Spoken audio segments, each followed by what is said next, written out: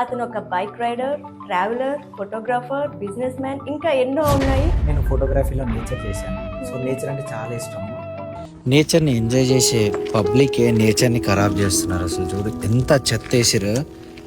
కాజాగూడ హిల్స్లో అసలు ఇట్లాంటి ప్లేస్ లైక్ చాలా పీస్ఫుల్ ఉంటుంది.